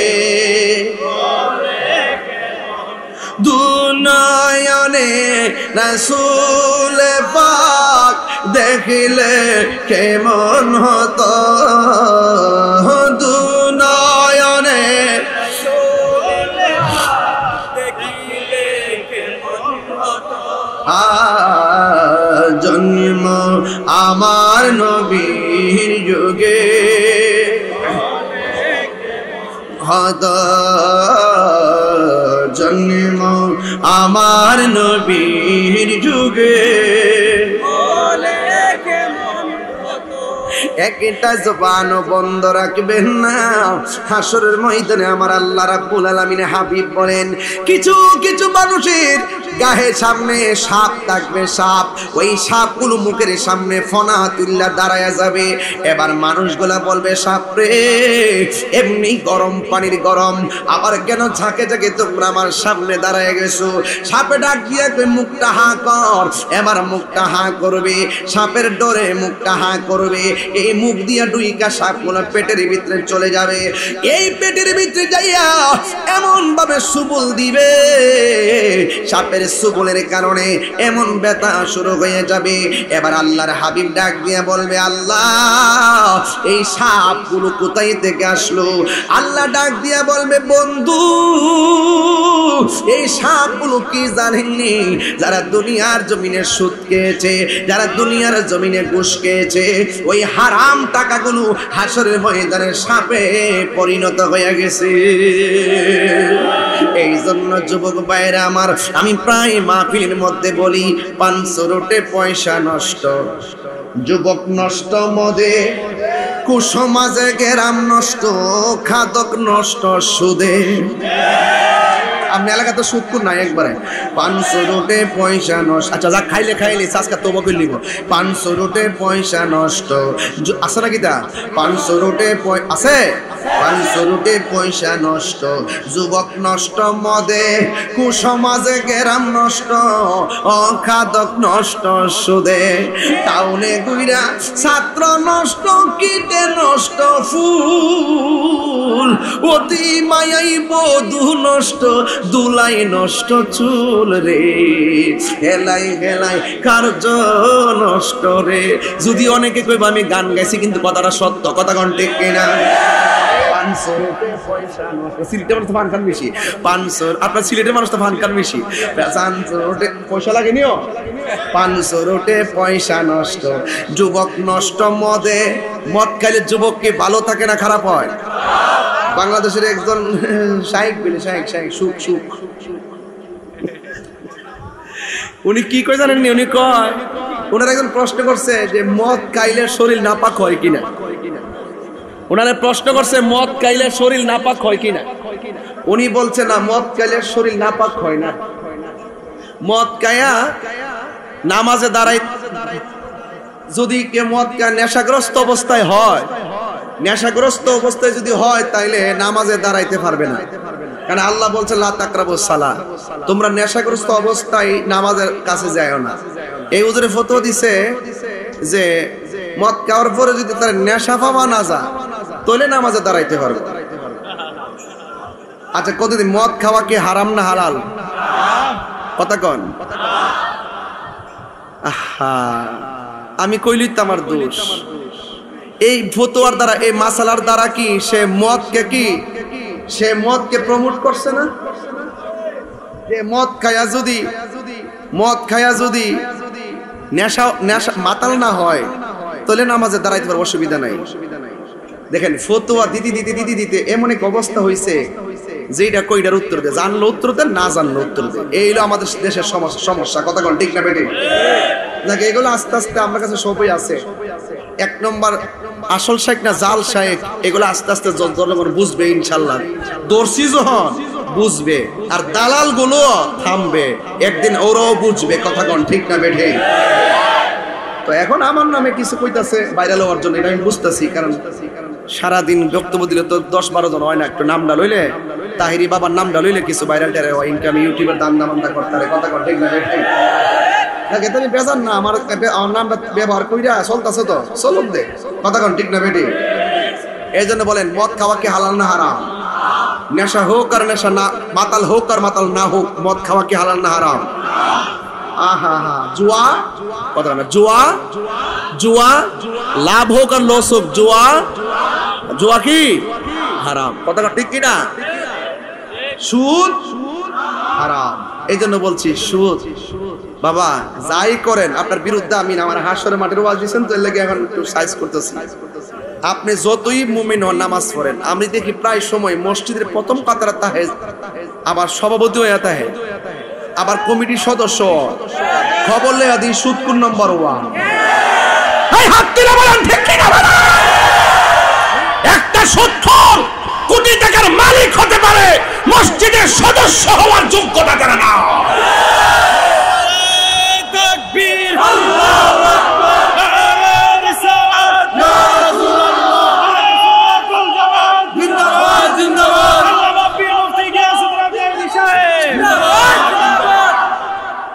যুবক ভাইয়ের আমার, অ্যাকশন অ্যাকশন।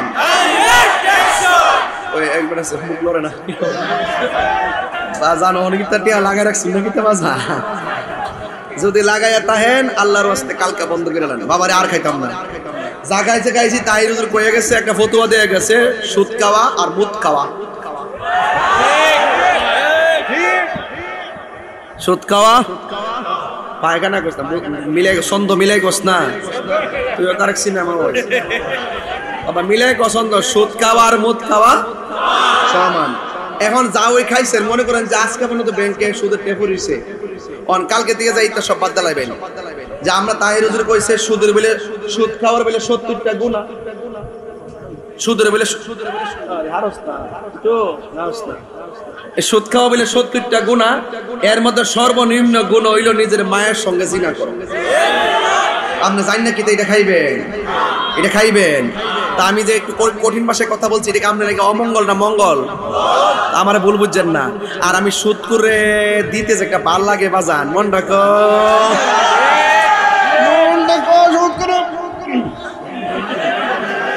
কি হবে বেঁচে থেকে, কি হবে বেঁচে থেকে অযথা বিদ্যা শিখে যদি না করতে পারি সুদ মুক্ত সমাজটাকে, ঠিক না? এই জামাল ভাই কে, জামাল ভাই আসেনি রে ভাই? আচ্ছা আচ্ছা জামাল ভাই আছে, বহুত কষ্ট করছে, আরো আছে কিছু নাম বহুত লোক আছে। আমি যে ওয়াজটা আমার দিচ্ছেন কি জানেন, কবর আর হাসর, তাহলে যে ওয়াজ দ্বারা কবর হাসরের সুখে থাকবো এই ওয়াজটি তো করতে হইব।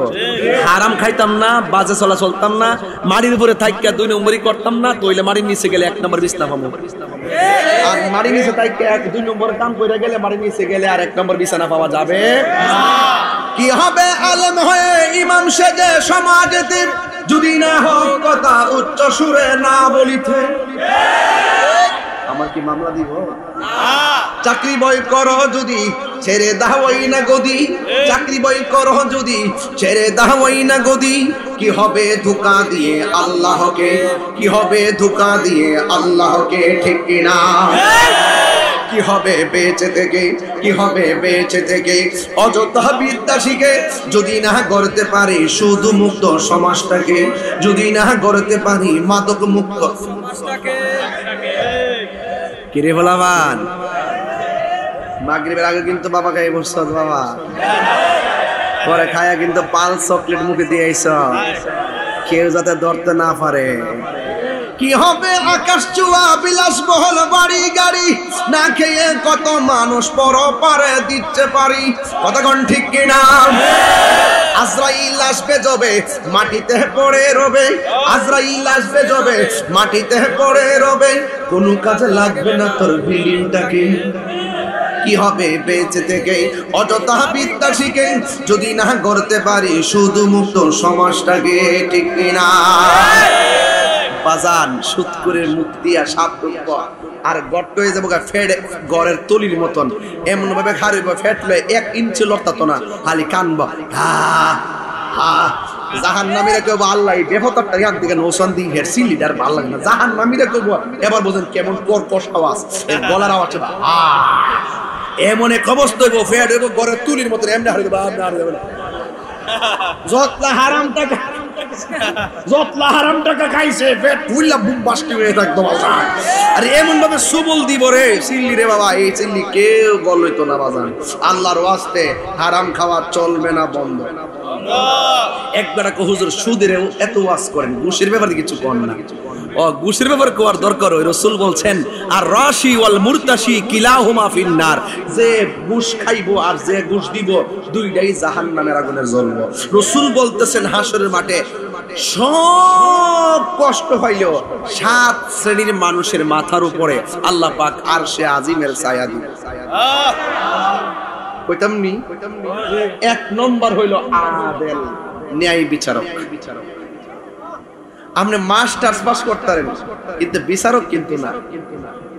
এক বেটা স্কুলের বারান্দা তো গেছে না, এই বেটা ঠ্যাংটা কাউরিতে এমনি বইব।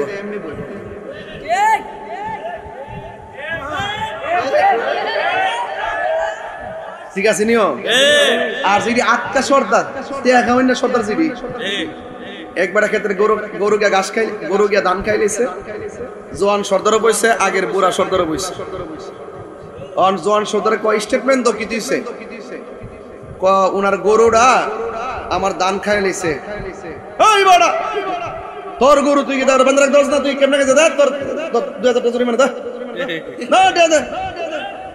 আর মুরব্বী সর্দার যেটা অরিজিনাল সর্দার কইব কি তো কি হইছে বাজান, ক আমরা দানটা গরুটা খাই লাইছে, কইও গরু টরু বাইন দিই রাখো,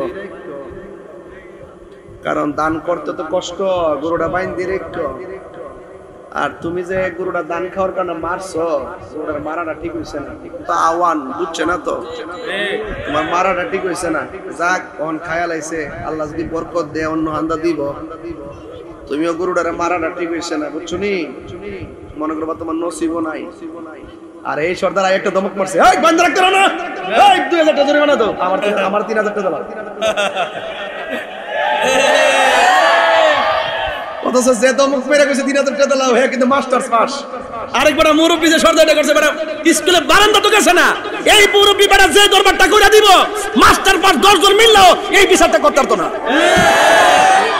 কথা কোন ঠিক না?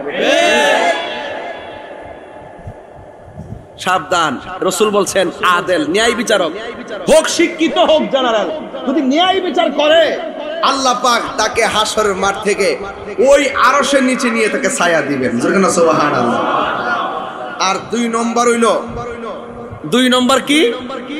2 নম্বর হইল যারা দানশীল ব্যক্তি। আজকের মাহফিল আপনারা দান করছেন, অনেকে টাকা দিচ্ছেন না, এটা লস নাই, এটা লাভ। এটা কি লাভ? রাসূল বলছেন দানশীল ব্যক্তিদেরকে আল্লাহ পাক আরশে আজিমের নিচে ছায়া দিয়ে দিবেন। জোরে বলো সুবহানাল্লাহ। ও বন্ধুরে, এখানে আমার কিছু গজল আছে, গজল যদি পারেন 50 টাকা নিয়ে যাবেন, আমার একটা ভক্ত নিয়ে আসছে। ও বন্ধুরে, গভীর মনোযোগ মহব্বত নিয়ে বসে যান। আদম নবী বলবে আমি পারবো না, ইব্রাহিম নবী বলবে আমি পারবো না, যাও যাও আমি পারবো না, ইউসুফ নবী বলবে আমি পারবো না, জাকারিয়া নবী বলবে আমি পারবো না, সব নবী বলবে আমি পারবো না। এবার ঈসা নবীর কাছে যাবে। ঈসা আলাইহিস সালাম বলে শোনো, আমি যদিও পারবো না, কিন্তু হাসরের ময়দানে এত কঠিন আযাব, এই আযাব থেকে যদি বাঁচতে চাও তাইলে একটা সিংহাসন আছে, সিংহাসন, ওই সিংহাসনের নাম হলো মাকামে মাহমুদ, ওই জায়গার মধ্যে তোমরা চলে যাও। কেন তাহিরি নবী নবী করে, কেন সুন্নিরা নবী নবী করে? আমরা জানি নামাজ পড়েছি, গ্যারান্টি কার্ড আমার হাতে নাই, রোজা রেখেছি, কবুলের গ্যারান্টি কার্ড আমার কাছে নাই, হজ করেছি, কবুলের গ্যারান্টি কার্ড আমার কাছে নাই, যাকাত দিয়েছি, কবুলের গ্যারান্টি কার্ড আমার কাছে নাই, নামাজ পড়েছি, কবুলের গ্যারান্টি কার্ড আমার কাছে নাই, তাহাজ্জুদ পড়েছি, কবুলের গ্যারান্টি কার্ড আমার কাছে নাই, কিন্তু একটা গ্যারান্টি কার্ড আমরা আছে, আমরা নবীরে জানের চাইতে অবসর বেশি ভালোবাসি। কথা কোন ঠিক কিনা? এই জন্য যুবক, কবরে নবী, হাসরের ময়দানে আমার নবী,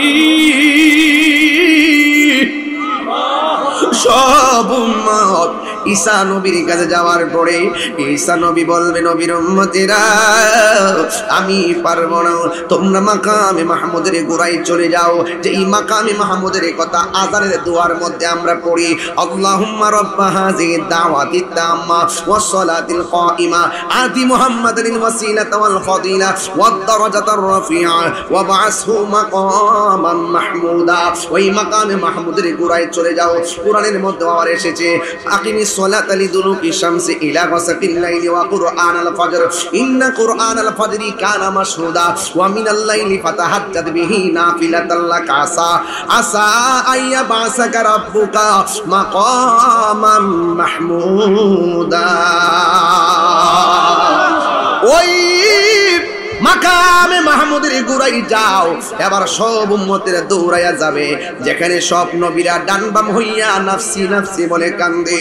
ওই কঠিন মুসিবতের সময় আমার নবী, আপনার নবী সাজদার মধ্যে পয়রা পয়রা উম্মতি উম্মতি বলে কাঁদতেছে। আমার নবীর উম্মতেরা গিয়ে বলবে ইয়া রাসূলুল্লাহ, আপনি আমাদেরকে সাহায্য, আপনি আমাদেরকে সুপারিশ করুন। কিন্তু আল্লাহর হাবিব মাথা মোবারক তুলবেন না। মৌলভী বাজারের বাবা, ও মোস্তফাপুরের বন্ধু, নবী মাথা মুবারক তুলবেন না। আল্লাহ যখন দেখবেন উম্মতের কণ্ঠ শূন্যও, নবী মাথা মুবারক তুলবে না। কিন্তু তখন আমার আল্লাহ রাব্বুল আলামিন আমার নবীর একটা ডাক দিব, ইয়া মুহাম্মদ ইরফা রাসাকা, হে নবী আপনার মাথা মুবারক তুলুন, ইরফা রাসাকা আপনার মাথা মুবারক তুলুন, ওয়াসাল তুতা আপনি আমার কাছে চান আমি আপনাকে দিব, ওয়াশফাতু শাফা আপনি আমার কাছে সুপারিশ করুন, আমি আল্লাহ আপনার সুপারিশ কবুল করব। সুবহানাল্লাহ। আল্লাহর হাবিব ওই হাসরের ময়দানে আল্লাহ যখন বলবেন আপনি মাথা মুবারক তুলুন, তখন আমার নবী মাথা মুবারক তুলবেন। তোলার পরে দেখবেন বাবা, এক শ্রেণীর মানুষের গায়ের ভিতরে জাহান্নামের শিকল দিয়া বাইন্ডিং করে রাখছে, জাহান্নামের আগুনের শিকল দিয়া বডির মধ্যে বেঁধে রাখা হয়েছে, আর আগুনে এমন ভাবে শরীরটারে পুরাইতাছে। এবার আমার নবী ডাক দিয়া বলে, ও আল্লাহ গো, আল্লাহ এই লোকগুলা কে গো, যাদের গায়ের ভিতরে জাহান্নামের শিকল দিয়া আযাব দিতেছে। মোস্তফাপুরের যুবক, পাগুলো আমার সামনে দিন, আমি আপনার পায়ের মধ্যে টুটটা লাগায় বইলা দিয়া যায়, জীবনে কোনোদিন মা বাবার মনে কষ্ট দিয়েন না।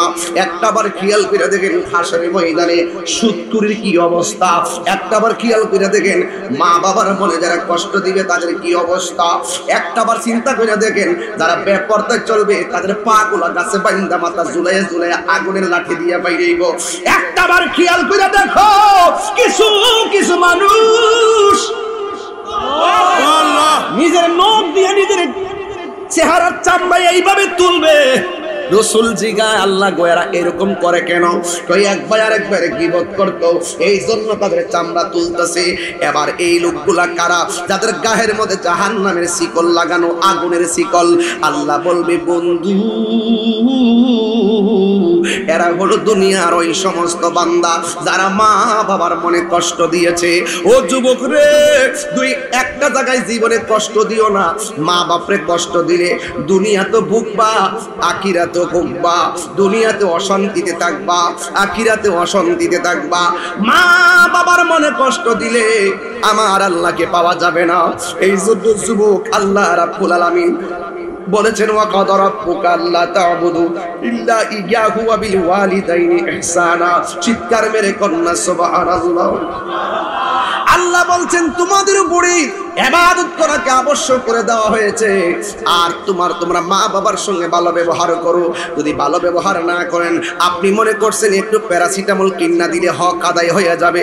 না রে না, মা তোমার পেটের ভিতরে এমন ভাবে লালন পালন করছে, বুকের মধ্যে পেটের মধ্যে লাথি মাইরা মায়ের খাওন কাইরা নিছি, পেটের মধ্যে লাথি মাইরা মার ঘুমের স্বাধীনতা কাইরা নিছি, মার পেটের মধ্যে থাইকা মার হাঁটা চলা কাইরা নিছি, পেটের ভিতরে থাইকা নিজে মা জীবনটা বিসর্জন দিয়ে দিছে। বন্ধু, এই পৃথিবীর ভিতরে প্রত্যেকটা মানুষ স্বার্থ নিয়ে দোয়া করে, একমাত্র মা তোমার জন্য নিঃস্বার্থে দোয়া করে। এই জন্য আমি দেখেন প্রত্যেকটার চেহারা মলিন হয়ে গেছে, প্রত্যেকটা মানুষের চেহারা মলিন হয়ে গেছে। অনেকের মা কবরে চলে গেছে, বাড়িতে যাই মারে মা বলে ডাক দিতে পারবে না। অনেকে আমার মতো বাবা হারাইছে, বাড়িতে যাই বাবারে বাবা বলে ডাক দিতে পারবে না। এই জন্য আমি তাহিরি বলে দিয়ে যাই, আমি তাহিরিকে যদি একটা মিনিটের জন্য আজকে ভালোবাসা থাকেন, মা বাবা কবর গেলে কালকে কবর জিয়ারত করবেন। আর মা বাবা যদি দুনিয়ার জমিনে বেঁচে থাকে, মা বাবার পায়ে ধরে ক্ষমা চাইবেন। মা তাহিরি হুজুর নাকি মায়ের দুয়ার ফসল, নিঃস্বার্থে ভালোবাসে শুধু আমার মা, ববে যার তুলনা নাই, নিঃস্বার্থে ভালোবাসে শুধু আমার মা, ববে যার তুলনা নাই। সেই মা তোমার চলে গেলে গো,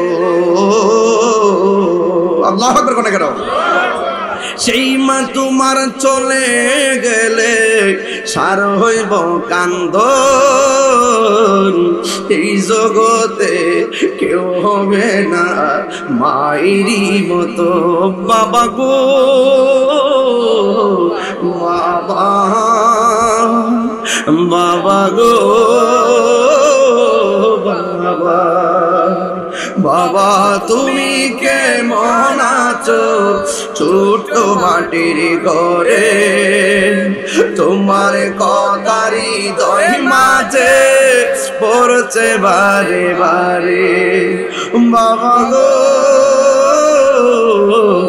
বাবা, বাবা গো বাবা, বাবা গো বাবা, বাবা গো বাবা। কত আদর কত স্নেহ তোমার কাছে পেলাম, সব কিছু হারিয়ে আজকে নিঃস্ব হয়ে গেলাম। কত আদর কত স্নেহ তোমার কাছে পেলাম, সব কিছু হারিয়ে আজকে নিঃস্ব হয়ে গেলাম। ভালোবাসি তোমায় বাবা, বুকটা যে যাইছি রে, কোন আল্লাহু আকবার। ভালোবাসি তোমায় বাবা, বুকটা যে যাইছি রে, তোমার কোতারি দয় মাঝে পড়ছে বারে বারে। বাবা গো বাবা, বাবা গো